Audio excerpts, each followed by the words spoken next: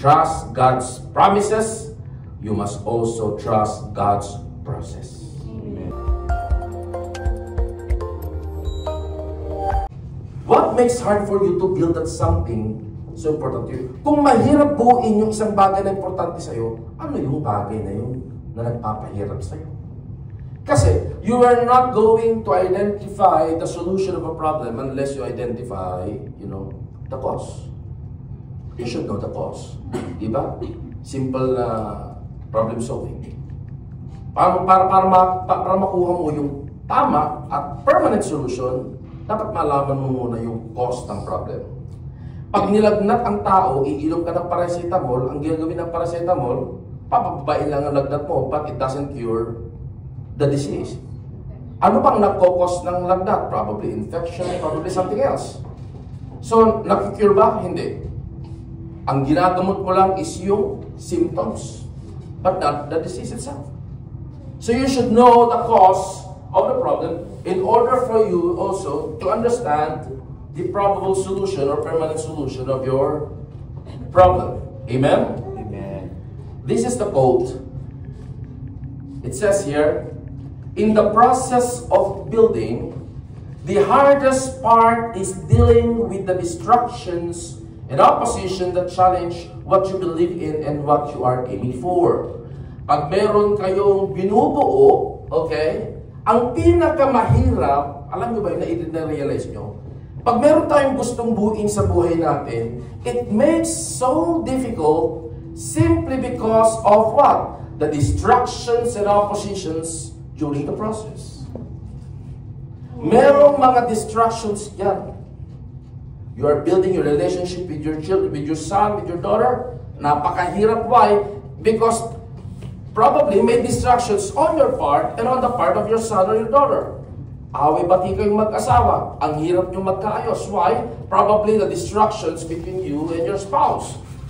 And of course, may mga opposition. Imbis na magkaayos kayo mag-asawa, bubulong yung mga biyanan. Kasi, sinabi ko na sa'yo. Ate kasi magulo. Pinakasama mo pa rin. Kaya tuloy. Kaya mapahalag yung may pagkabait na biyanan. Amen. Pag-pray nyo rin nila. Baka mamaya po kasi. Iba shucks. Okay? So, there are many distractions and oppositions, that will challenge you in what you believe. Kahit na sabi mo, oh, I believe the promises of God are true. I believe, naniniwala ko na yung pangako ni Lord sa akin, tutuparin niya. I believe na kung ano man yung pinaniniwalaan ko, makukuha ko at ibibigay talaga sa akin ng Panginoon. Lalo na para sa Kanya itong hinihingi ko. I believe. However, you have to hold your breath. Kasi even you believe, the distractions and oppositions will not allow you to celebrate. Even you believe that God's promises are true, take note, you must also prepare yourself for the process. Amen. Amen. And talking about process, if you trust God's promises, you must also trust God's process. Sometimes, the process in the fulfillment of God's promises are painful. But even how painful the process, as long as God promises, you must endure. Amen. You must trust not only the promise giver, but you must also trust the one who works for you. Amen. The one who fights for your battle. Amen. Madali lang. Trust the Lord. How about the process? Do you trust the process of the Lord? Do you trust the timing of the Lord? You have to trust the Lord completely. Amen. Just like the Lord Jesus Christ. Amen? Amen. When He died on the cross, the process was so painful. But at the end, it was so worth it. Amen? Amen. So, ang pangako ng Panginoon, laging nandyan. Huwag kayong mag-alala. But ask for the Lord's guidance and protection and strength that you may endure and you may persevere while waiting for God's promises. Amen? Amen. Let's talk about here these questions about distractions. What are your common distractions against achieving your goals? Most especially your goals to your own family. Okay, hindi naman po pwede na mangangarap ka pang sarili mo lang. Kung nyari may goal ka, pang sarili mo lang. You must also include your family. Okay, so what are the common distractions against you that you are achieving your goals? Di ba mahirap? Kung ikaw lang, okay lang eh. Pero kung nakikita mo na during the process, pati pamilya mo nahihirapan din sa proseso, yun ang masakit. Amen? Kung ako lang sana, Lord, okay lang eh. Pero kung nakikita ko, pati anak ko, dumadaan din sa proseso na to, mahirap. But hey, the God who sustain you is the God also who sustain your family. Amen. Amen? Trust that the Lord will deliver you and your house when the day comes. As far as I know, our trust in the Lord will never be in vain. Amen. Amen? So here, asking you another question, how far you are willing to go for your family? It's a personal question. Hanggang saan ang kaya mong ibigay sa iyong pamilya? Hanggang saan ang kaya mong marating para sa iyong pamilya? Gagawin mo ang lahat. Ang isang taong matino, gagawin niya ang lahat para sa kanyang pamilya. Di po ba? Lalo na kung mananampalataya ka. Gagawin mo ang lahat para sa iyong asawa, para sa iyong mga anak, maging para sa iyong mga magulang o kapatid, di ba? Kaya nga, yun sila eh, yung pamilya natin, sila yung inspiration natin eh. Amen. Na kahit na mahirap ang trabaho, palasigaw ang amo, hindi pala tayo makasundo sa trabaho, ang hirap ng transportation, etc., etc. Yung living condition natin, hindi ganun kaayos, pero tinitiis natin para sa kanila eh. Amen. Ganun tayo magmahal sa pamilya natin eh. At ang pagmamahal na yun, itinuro din sa atin kasi ng Diyos. Kasi ng Diyos, ganun din magmahal sa anak. Amen. Di po ba? Amen. Amen. Amen. Oh, yun ang introduction. Ito ang title. Revolution job. Okay? Family's battle. Pag sinabing revolution, anong ibig sabihin? Oh, yung pagsira, no? So, mayroong demolition job. Ang buhay Kristiyano, hindi ho ninyo maiiwasan yung demolition job ng kaaway sa buhay natin. Amen? I'm going to read you the scripture like binasa ko kanina in Nehemiah chapter 4 verse 1 to 14. Babasahin ko po ito ng mabilis and then I'm going to share to you, the message of the Lord per verse. Let's read. Chapter 4 verse 1 to 14, the opposition to the rebuilding. It says here, when Sanballat heard that we were rebuilding the wall, he became angry and was greatly incensed. He ridiculed the Jews, and in the presence of his associates and the army of Samaria, he said, what are those feeble Jews doing? Will they restore their wall? Will they offer sacrifices? Will they finish in a day? Can they bring a stone's back life into from heaps of rubble, burned as they are? Tobiah the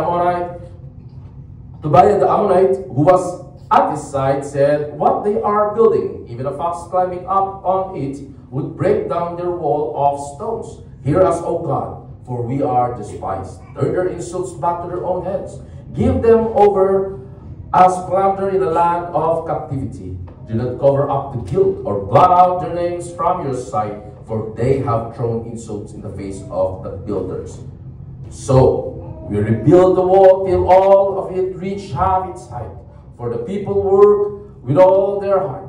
But when Sanballat, Tobiah, and Arabs, and Ammonites, and all the people of Ashdod heard that the repairs to Jerusalem's wall had gone ahead, and that gaps were being closed, they were very angry. They all plotted together to come and fight against Jerusalem and stir up trouble against it. But we prayed to our God and posted a guard day and night to meet this threat. Meanwhile, the people in Judah said, the strength of the laborers is giving out, and there is so much rubble that we cannot rebuild the wall. Also our enemies said, before they know it or seize us, We will be right there among them and will kill them and put an end to their work. Verse 12. Then the Jews who lived near them came and told us 10 times over, wherever you turn, they will attack us. Therefore I stationed some of the people behind the lowest points of the wall at the exposed places, posting them by families with the swords, spears, and bows. After I looked things over, I stood up and said to the nobles, the officials, and the rest of the people, don't be afraid of them. Remember the Lord, who is great and awesome, and fight for your families, your sons and your daughters, your wives and your homes. Amen. Yeah. Who remember here the story of Nehemiah? Okay? So nagkaroon po during the exile from Babylon, bumalik sila. And si Nehemiah, he found favor from the king. Nakita niya, the broken wall of Jerusalem. And God used Nehemiah to rebuild that wall. Amen? Okay, so that's the summary of a short, very, very short summary of the scripture. Let me share to you again back to verse 1 to 3 here. When Sanballat heard that we were rebuilding the wall, he became angry and was greatly incensed. He ridiculed the Jews. And in the presence of his associates in the army of Samaria, he said, what are those feeble Jews doing? Will they restore their wall? Will they offer sacrifices? Will they finish in a day? Can they bring the stones back to life from those heaps of rubble, burned as they are? Tobiah the Ammonite, who was at his side, said, what they are building, even a fox climbing up on it would break down their wall of stones. Go. Our first step, will always bring curiosity to those who observe us quietly. As those oppositions observe quietly, what are the Jews doing? Okay, they are there. They're so curious. Anong ginagawa nila? What they are doing? Anong ginagawa nila? Binabalak pa talaga nila, sigurado pa talaga sila na gusto nila uli na itayo yung pader na yan. It's the same with our lives. When we start obeying God in our lives, people around us starting to be curious of what you are doing. And here's another quote. When we start something right, the opposition will always be there to ridicule us, to insult us, to intimidate us. If you are already starting doing right in your life as your honor to God, pag nagsimula ka na sumunod sa kalooban ng Diyos at gumawa ng mabuti ng naayon sa kanyang plano at sa kanyang pinag-uutos, yun ang masakit. Oppositions will always be there. They are there to insult you, not to encourage you. They are there ready to intimidate you. Intimidate means takutin kayo. No? And it is going to be a testing of your heart. Kaya marami ang natatakot na magpatuloy, it's because of these insults na tinatanggap nila. Kilala ka sa bayan ninyo, kilala ka sa barangay ninyo, kilala ka sa buong Pilipinas. Tapos nung sumunod ka na sa Panginoon, there you are. Dati mga kaibigan mo, pero ngayon, they were the one who are insulting you now. Sabihin sa'yo, natagin mo itong pinukwento. Sasabihin sa'yo, praise the Lord ka na ngayon. Sabihin ninyo, huwag kayong ma-intimidate. Yes po, praise the Lord na ako ngayon, hindi na ako Ave Maria. You must be sure of what you believe. You must stand firm of what you believe. Amen. Ipinaglaban tayo ng Panginoon. Amen? Amen. Nararapat lang na ipaglaban din ninyo ang Panginoon sa inyong mga pananampalataya. Amen. Amen. Kung mga maling tao, sabi di ba? Ipinaglalaban ka. Sa panahon nga ngayon, kapinangalan, ipaglalaban ka sa tapang. Ang Diyos hindi mo kaya ipaglaban. Lord, I know my strength is nothing compared to your strength. Amen.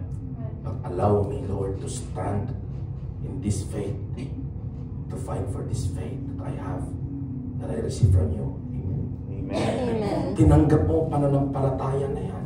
Nagpakilala sa iyo ang Panginoon. Nakita mo ang pag-ibig sa iyo ng Panginoon.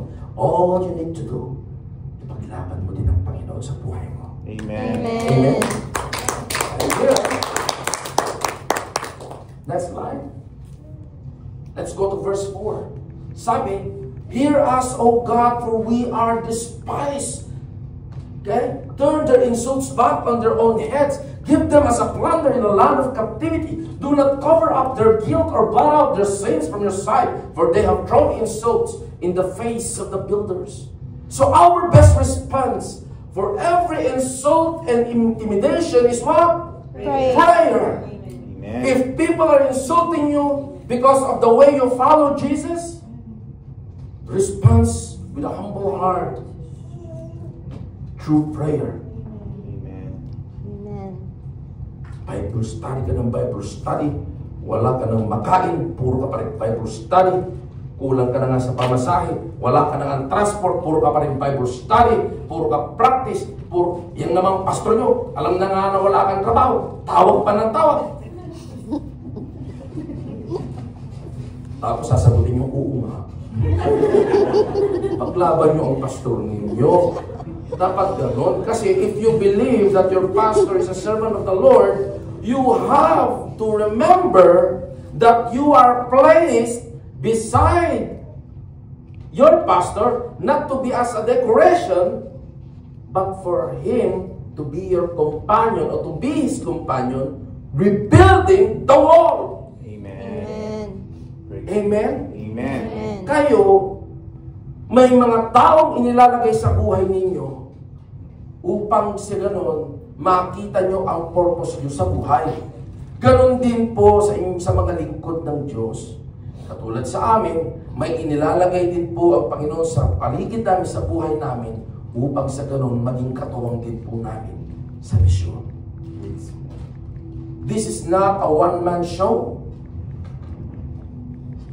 This is a family matter. Amen. Spiritual family. Amen? Amen. That's why when someone's insulting you, intimidating you of what you're doing, you should not respond in an arrogant way, but it's a, huwag niyong hahamunin. Gusto mo, debate tayo. Walang ganun. Okay? You must be humble and put your trust to the Lord through prayer. Amen. Lord, grabe ang pag-insulto sa akin dito sa kabila ng paglilingkod ko. Umaga, tanghali, gabi. Pag hindi niya ako nakikita, magme-message pa. Para lang insultuin ako, Lord, give me the patience bago ko siya masakal.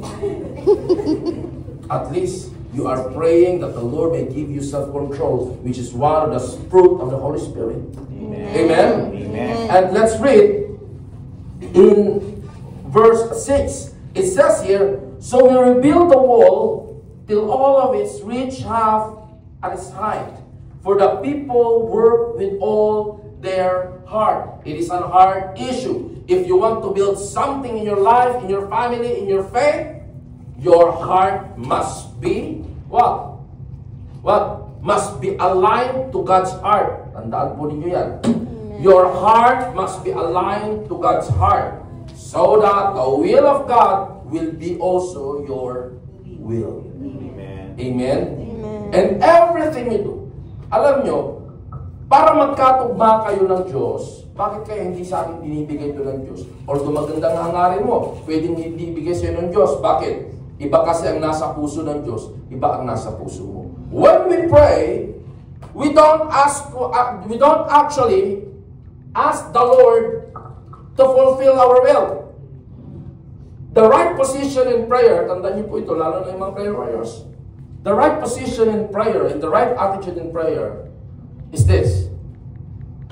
You pray the will of God. Amen. Amen? Amen. You pray the will of God. You pray that your heart will be aligned in the heart of God as your mind will be aligned in the mind of God. And everything and anything that is aligned to the heart of God, that is aligned in the mind of God, the answer will always be yes and amen. Amen. Amen. Pero kahit ano pang ganda ng inyong plano, pag iba po ang kalooban ng Diyos sa buhay nyo, hindi ho yun ibibigay sa inyo. Huwag tayong mas magaling sa Diyos. Amen. Kung maganda ang plano mo, mas higit na mas maganda ang plano ng Diyos. Amen. Amen. You cannot put God inside a box. Lord, itong plano ko, sa katapusan, sa quincenas, dapat meron na akong ito, meron na akong ganyan. Lord, I plan to go to Canada. Well and good. Para matulungan ko yung mga kapatid ko, that's good. But what if God is sending you to Africa? Diba? Yeah. For His glory. Amen? Amen. Alam nyo, pag ako po kasi minsan, Pumunta sa Dubai. nagtuturo din po ako sa mga kapwa natin, mga lingkod. Minsan, yun yung rebuking na ano eh. Pagdating sa syudad, ang dami, ang gagawa. Uy, tara, mission tayo sa New Zealand. O, pasok! Pero, alam nyo ba, bibihira po talaga ang mga lingkod. If I say lingkod, not only the pastors, including the evangelists, missionaries. Bibihira po talaga yung mga lingkod na nakakaunawa sa direksyon na binibigay sa kanila ng Panginoon. Alam nyo, hindi lahat ng pananim tumutubo sa lahat ng klase ng lupa. Amen. Tandaan nyo ha? Amen. Sino dito taga-Pilipinas? Ako lang. Praise God. Sino dito taga-Pilipinas? Sino dito mga Pilipino? Yes. Praise God. Isip pa. Pwede ba pakisilip ang passport ninyo? Okay. Sa mga Pilipino, pag pumunta kayo ng Ilocos, makikita nyo doon, mga pechay na malalaki ganitong dahon. Tabako po. Pag pumunta naman kayo ng Baguio, carrots, repolyo, strawberry. Yung mga tanim ng Baguio, gulay ng Baguio, pag itinanim nyo po doon sa La Union o doon sa Ilocos, hindi siya tutubo. Tutubo man bansot, hindi mamumunga. Magtanim ka naman, alam nyo, matagal ako sa Baguio kasi nag-aral po ako sa Baguio. You know, I'm from the north. Maski isang gurot, wala pa akong nakita nagtanim ng tabako. Maski isang. Alam nyo, tubong La Union din po ako, kamag-anak ko din sa Ilocos. Wala din ako nakita pang nagtanim din ng strawberry, maski isa. Ewan ko lang ngayon. Anong ibig sabihin nun? Ang bawat tanim ay merong kinaukulang lupa. Amen? Amen. Ang dates dito buhay. Yung chewing ko noon, nag-uwi po ng buto ng dates sa Pilipinas, ang galing Saudi. Itinanim, makikinito lang. Pero hindi siya talaga. Yan. Kasi, hindi siya, yung lupa niya hindi nararapat sa Pilipinas. Ganun po sa tao. Huwag kayo ang mamimili, hindi yung kayo ang mamimili ng lupa para sa inyo. Pag kayo ang namili ng lupa na pagtatangan nyo sa sarili nyo, most likely hindi kayo lalago, hindi kayo mamumunga. Amen? Amen. Kapatid, kung tabako ka o kamote ka, sa baba ka, pero sigurado naman mamumunga ka. Amen? Amen. Pag carrots ka, doon ka sa taas, sa malalamig na lugar. Kaya ganoon din po sa misyon natin, mga kapatid. Huwag tayong mamimili. Pilit ka ng pilit sa isang lugar, eh nilalagay ka ng Lord sa ibang lugar. Kasi doon kanya gustong magprogreso, doon kanya gustong magtagumpay, doon kanya gusto na luwalhatiin mo ang pangalan niya sa gagawin niya sa'yo at mamunga doon. Huwag kang mamimili, at dito ko, tatanim ko sarili mo dito. It will not prosper. Amen. Kaya mayroong mga taong hindi naman nag-a-abroad, nagpa-prosper. Diba? Amen. Kasi nasa tamang lupa sila. Ganun din po in rebuilding. Kung merong ipinagagawa sa inyo ang Panginoon, regardless of its location, you have to obey God. Amen? Amen. So let's go back here to the balik po kapatid. In the heart issue, distractions must not stop the work. Pag merong distractions along the way, during the process, those distractions must not stop the work. For it is the heart of the faithful that gives them true strength and power. Amen? So yung puso mo, Lord, kung saan mo ako inilalagay. Teach me to become a faithful steward. Amen. Give me a teachable heart. Amen? Amen. Hindi po yung pag nakakita tayo, kakaingitan natin, and isipin natin ang kapalaran niya, kapalaran mo rin. Do not look your own destiny and your own personality to other people. Amen. We are called individually. God planned for you and me individually. Amen. But at the end of the day, the plans of God in your life and mine is to glorify God alone. Amen. And here, let's go to 7 and 9. But when Sanballat, the Arabs, the Ammonites, and the people of Ashdod heard that the repairs to Jerusalem walls had gone ahead and all the gaps were being closed, they were very angry. Nung nakita na, nabubuo na, yung mga gap, natatakpan na, nagalit sila. They all plotted together to come and fight against Jerusalem and stir up trouble against it. But we prayed to our God and posted a guard day and night to meet this threat. Amen? Amen. Quote, oppositions, okay, will always be seen as a threat. And every threat, especially to your family, must be taken seriously. Amen? Amen. If there is a threat, wag po ninyong ipasawalang bahala. If your faith is under threat, do not take it so lightly, but take it seriously. Amen. Amen? You know, threat, pag pinabayaan natin ang threat, most of the time, pag huli na tayong umaksyon, more destructions are going to happen. Mas malaki po yung pagkaawasak na gagawin sa atin ng kaaway. Amen? Amen. So, ano ang gagawin ninyo pag may mga threats? Here, you have to bring your threats to God, Amen. the Redeemer and Protector of your house. If your family is under threat by the words of the devil, you must bring the threats to God. Amen? And the Redeemer and Protector of your house. Hindi po pwede na, kunyari, nakikita nyo, yung anak ninyo, nakapabarkada na sa hindi maayos, may natututunan na hindi maayos. That is a big threat. Ikaw, kayong mag-asawa, talagang todo bigay kayo to rebuild the wall of your house. Okay? But what is happening? Yung threat ng kaaway pumapasok. What you're going to do? You have to stop the threat as soon as possible. Amen. Amen? Huwag niyong hahayaan na wasakin kayo ng kaaway o antayin pa yung kaaway na totohanin niya ang kanyang threat. Amen? Alam niyo ba ang importansya ng bakit may wall? Bakit yan importante? Bakit pa yan importante na i-rebuild yung wall pala sa Jerusalem that time? You know what? Or you know why? The wall is so important to God. Why? Because simply, the wall symbolizes as an ultimate security of His people under His kingdom. Amen? Amen. Walls serves as security to all of us. Amen. Ito po yung tinatawag natin na spiritual boundaries. Pag wala tayong boundaries sa buhay natin, we will always be under threat.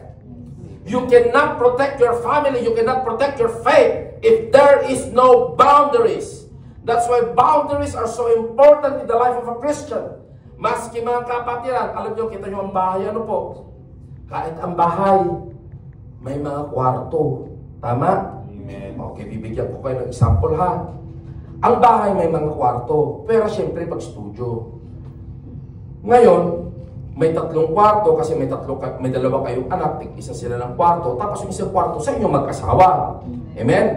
Hindi common na may kwarto yung bahay. Ibig sabihin, meron ng divisions na nagsiseparate sa inyo. No! Hindi common, tatay ako, pwede ko pasukin yung kwarto ng nanay, ng mga anak ko anytime. Still, I need to knock the door, right? Amen. Because I respect their boundaries. And so with them, hindi sila basta-basta pwede pumasok sa kwarto namin mag-asawa. They have to call a courtesy. But it doesn't mean na merong divisions among us. No. It's called simply as respect of one another and to each other. Kaya maraming wala akong kilala sa inyo ha. Baka sabihin nyo, may nagpapatama ako nito. Wala akong kilala sa inyo. Sa mukha lang. Kaya nawawasak ang maraming churches. Alam nyo kung bakit? Alam nyo kung bakit nawawasak yung mga walls na yan? Simply because there is no boundaries. Pinanghihimasukan yung hindi dapat panghimasukan. Even as pastors have our own boundaries. Hindi kami pwede manghimasok sa buhay nyo ng ganun-ganun. Pwede ba? Si Pastor Dolly, papasok ka sa banyo, diretso sa kwarto nyo. Di ba? Pwede nyo rin manggawin nyo sa bahay ni Pastor Dolly. Diretso kayo sa kusina, bubukas kayo ng rep. No, you cannot do that.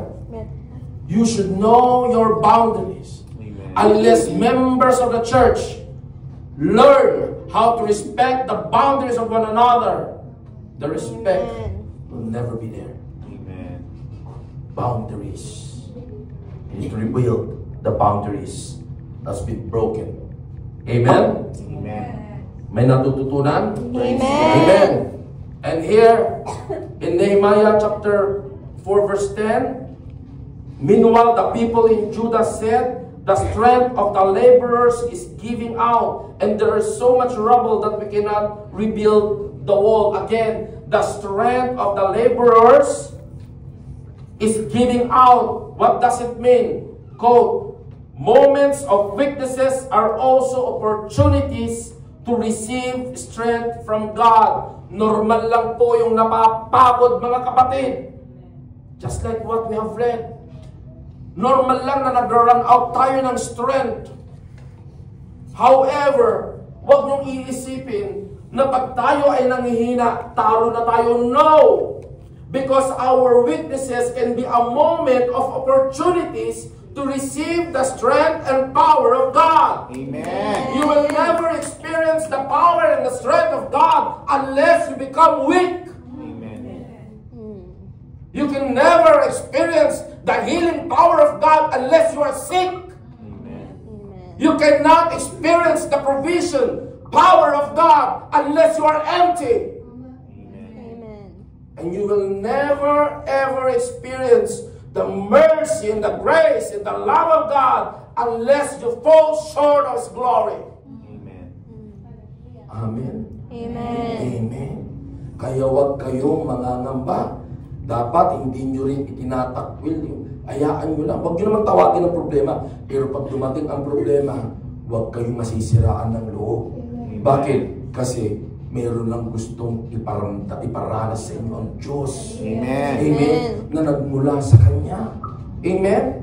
Pag kayo natatakot, minsan hinahayaan ng Diyos ang takot sa atin upang sa ganun malaman natin na siya ang kailangan natin sa buhay. Amen. Amen. Lord.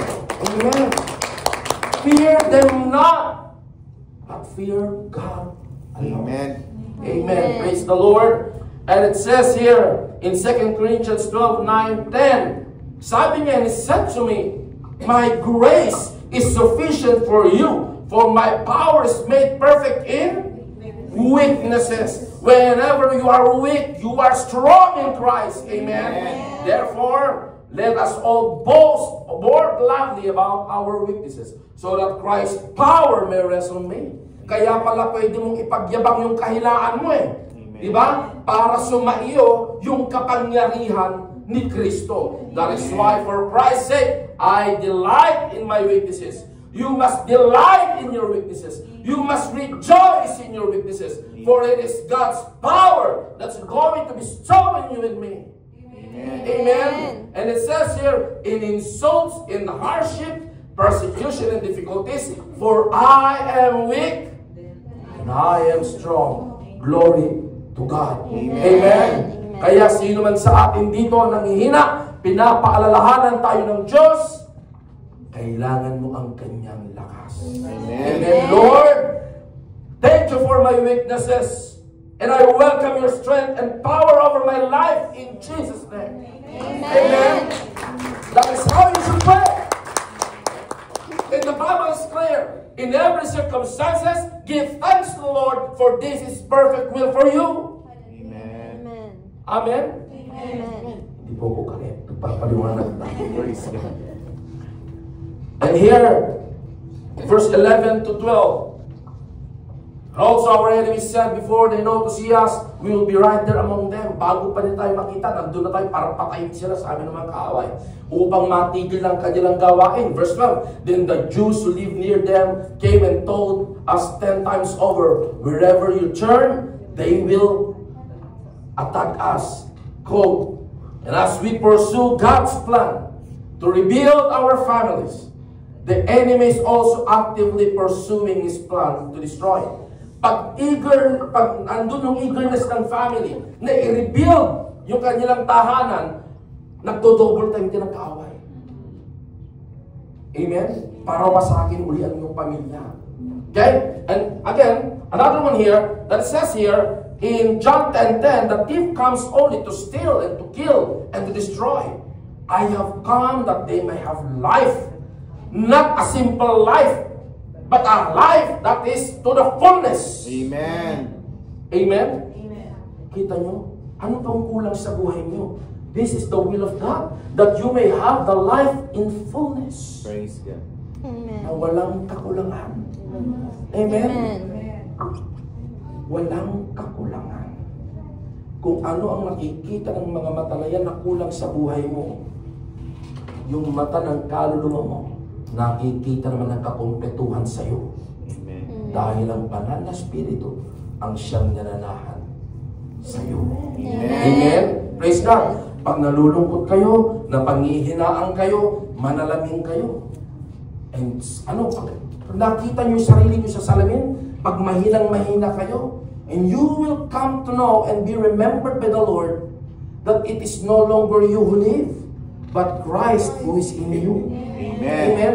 Makikita nyo na ang Panginoon sa inyo na kailanman na hindi kayo pinabayaan. Kung nasaan kayo, nandun din siya. Bakit? Sumasa inyo. Hindi lang natin kasama ang Diyos, sumasa atin ang Diyos. Amen. Hallelujah.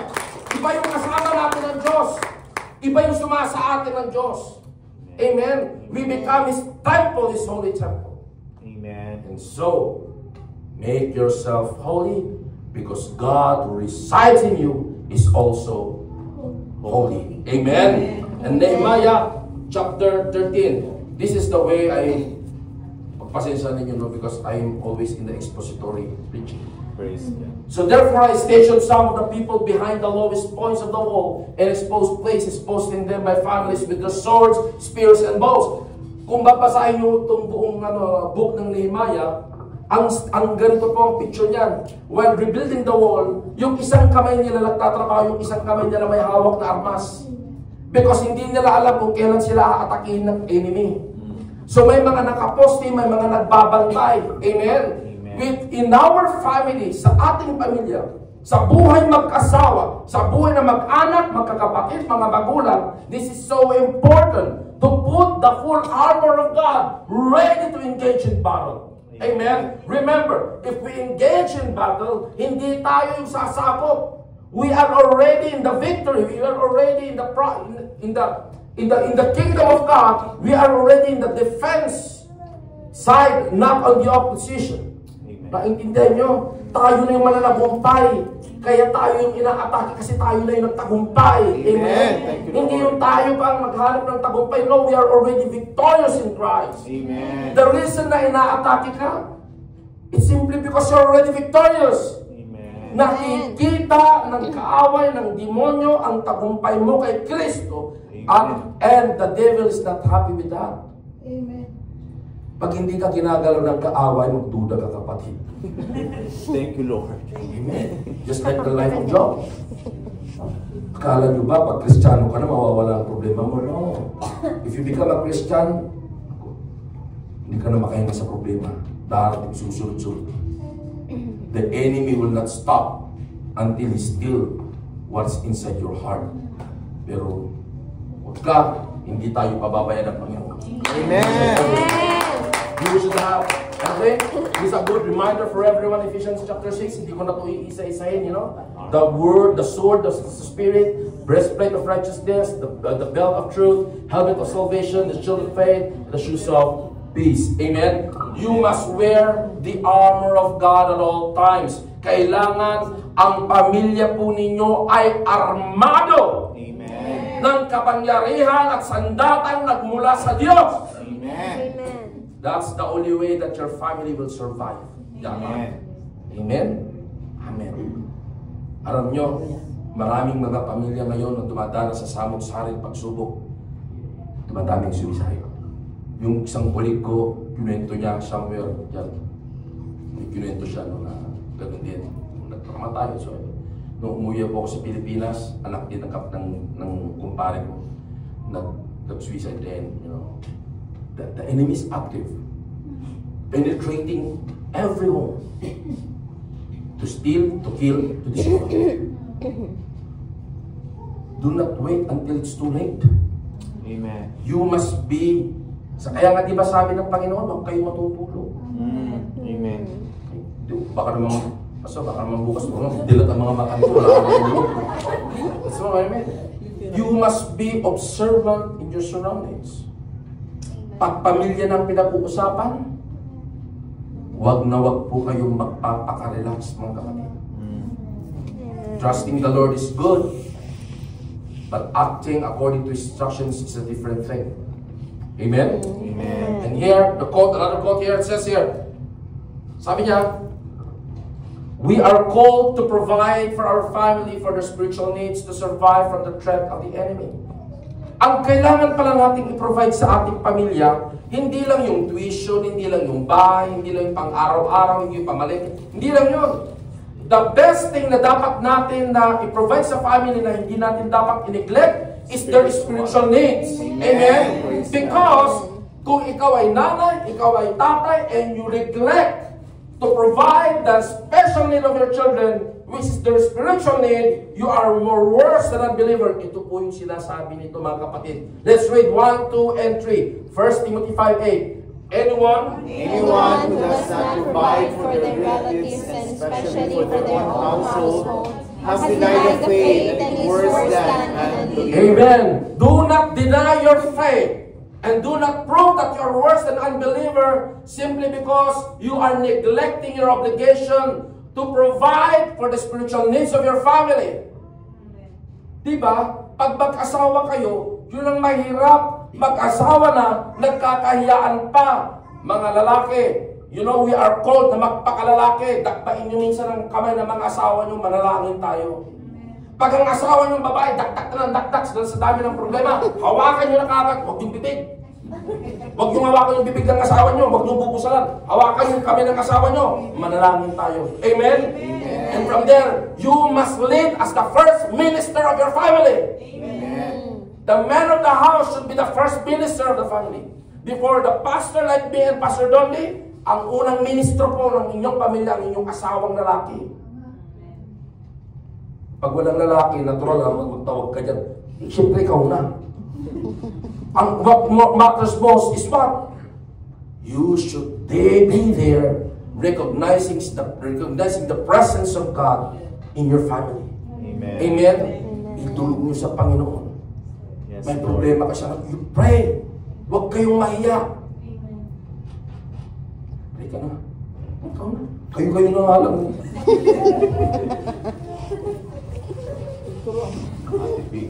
Diba? You know, a family that prays together. Stays. Amen. Okay. Dito na tayo sa last verse. On verse 14. After I looked over things over, I stood up and said to the nobles and officials and the rest of the people, don't be afraid of them. And I'm telling you as the Lord speaking to us right now, don't be afraid of them. Amen. Remember the Lord your God and my God, who is great and awesome. Amen. And fight for your families, your sons and your daughters, your wives, and your homes. This is not a request. This is a command to fight for your families, for your sons and for your daughters, for your wives and for your homes. Amen. Ipaglaban ninyo ang inyong pamilya. Amen. Amen. Amen. Alam niyo ang importansya ng isang yung broken homes na yon. Kaya po yung ipinabubuuti ng Diyos in this one sense. Wow! Na kailangan natin i-secure kung ano yung in-inherit natin sa Diyos. Amen. God wanted the Israelites, the Jews, to secure the land that they inherited from God. And so with us. Your own household is a good inheritance from God. You must build and continually building the walls of your household Amen. and putting the faith in the Lord. Knowing na kahit may distractions, the Lord doesn't want you to stop the work because His hands is over your family, covering you and protecting you. Amen. Do you trust that? Amen. Do you believe that? Amen. The Lord's hand is in your house. Amen. Hallelujah. Thank you, And as I Lord. said here in the quote, we are called to protect and guard our own family from any schemes of the enemy, the devil, and from the wickedness of this dying world. We are called to protect and guard our own family, including our spiritual family. Amen. If you find a brethren who's weak at the moment, you must be there beside him or beside her and help him to carry his burdens. In Galatians it says, di ba? Sabi sa Galatians, carry each other's burdens, for in this way you fulfill the law of Christ. Carry each other's burdens. That's the way you fight for one another. Amen. Amen. Ang kapatiran na nangangailangan, may pinagdadaanan, hindi pinagjijismisan, kundi tinutulungan. Amen. Amen. Tayo ang maging daanan ng kalakasan na nanggagaling sa Panginoon. Hindi yung tayo pa ang dahilan ng karagdagan niyang kahinaan. Amen? And here's again another quote, leading your family to Christ is the truest and best way to protect them. Uulitin ko, leading your family to Christ is the truest and best way to protect them. Amen. The more you lead your family to Christ, the more you protect them. Amen. The more the security is going deeper. Amen? Amen. Amen. It's more defensive. Pero, pagka mas malayo kayo sa Panginoon, the more that you are open ng attack. Do you know, sino dito mga pupa? Kaping kayo, kaping. Praise Sino na mga pupa? Okay? One great preacher says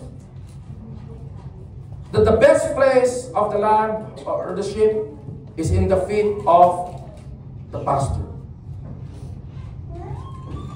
Dapat nasa paanan tayo ng pastor, si Jesus. Kung malayo tayo sa pastor, the more na pwede tayo atakihin ng kaaway. The more na mas malapit ka sa dakilang pastor ng Panginoon, the more tayong secure. Amen. Amen. Kaya huwag ninyong ilalayo ang iyong sarili, maging ang iyong mga pamilya sa paanan ng ating dakilang pastor. Sino ang ating dakilang pastor? Jesus. Jesus. And here's another fact that if you fail, basahin natin and I want you to understand this. 1, 2, and 3. If you fail to nurture the spiritual needs of your family, you fail to protect And them. that's a fact. Amen. If you fail to bring your family to Christ, you fail to protect them. If you fail to nurture them spiritual needs, you fail to protect them. If something happens to them, it's your fault. Amen. Amen. Kasi meron ka naman dapat gawin, hindi mo ginawa.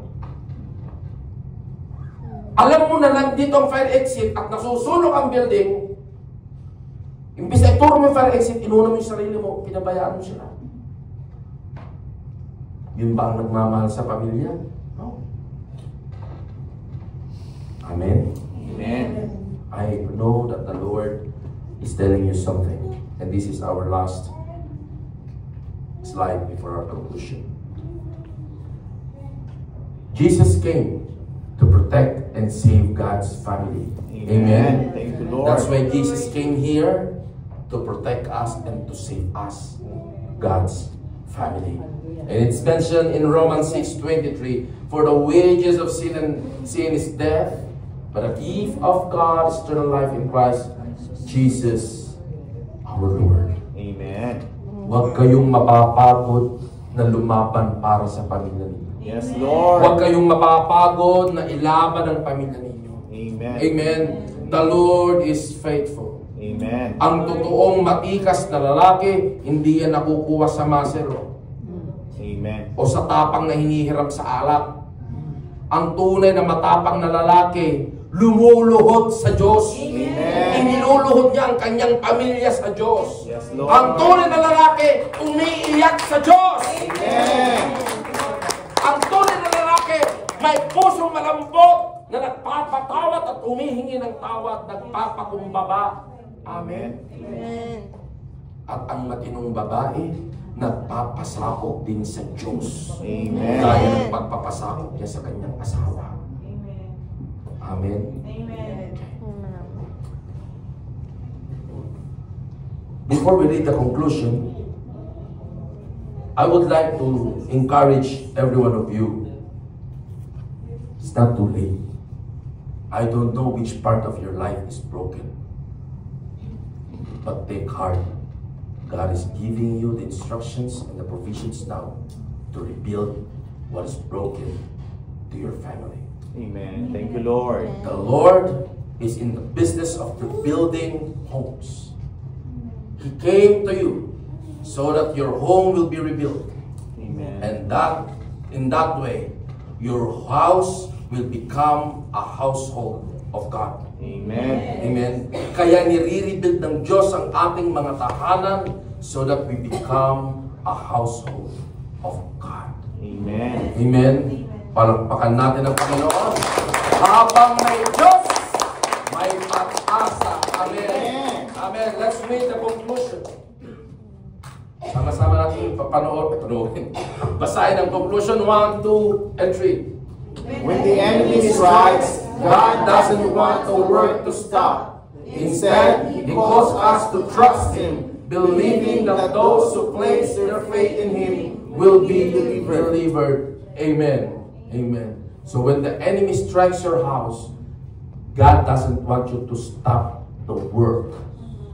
Lord, hindi mo na ako maglilingkod kasi may pinagdadaanan ng pamilya. That is not the will of God. Lord, hindi mo na ako magba-Bible study. That is not the will of God. Amen. You know kung anong importansya ng Bible study?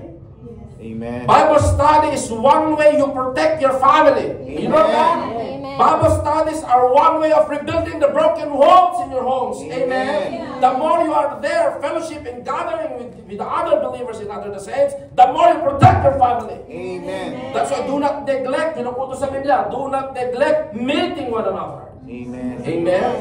For pag ang mga saints, ang mga kapatiran, pag nagsama-sama, huwag niyong iismulin. There is a great breakthrough na bumababa sa mga kapatiran na yun. Amen. Huwag niyong iisnabin ang mga Bible study prayer meetings. Kanina may ina-announce. Huwag niyong iisnabin ang mga Bible study. Huwag niyong iisnabin yung mga prayer meetings na yan, mga fellowship na yan. Huwag po ninyong iisnabin. Why? Simply because that is what you need to protect your family. Amen. Unless hindi importante sa iyong pamilya mo, neglect them. Say to pastor, I don't have time. Pero kung sasabihin mo sa akin na mahalaga ang pamilya mo, ang asawa, mga anak mo sa'yo, you don't have any reason to stop the work of the Lord in your life. Amen? Amen. Hindi lang kayo ang napapagod. Lahat tayo pagod. Hindi ako makapag-Bible study kasi pagod sa work. Lahat po tayo dito pagod. Amen. Alam nyo, ang pagba-Bible study, pag-attend sa worship service, pag-meet, prayer meeting, yan lang ang gawain na hindi nakakapagod kundi Amen. nakakapag-recharge. Amen. Amen. Yan ang nagbabalik ng lakas sa mga nawawalan ng lakas natin. Amen. Amen. That is why, sabihin mo sa katabi mo, mag-Bible study ka na. ha? Bible study. Bible study. Bible study. Bible study. Okay? Bible study. Praise God. Thank you, Let's Lord. read Joshua 24:15 as we close this message. 1, 2, and 3. But if serving the Lord seems undesirable to you, then choose for yourself this day whom you will serve, whether the gods of your ancestors served beyond the Euphrates, or the gods of the Amorites in whose land you are living. But as for me and my house, we will serve the Lord. Pinakamalakas na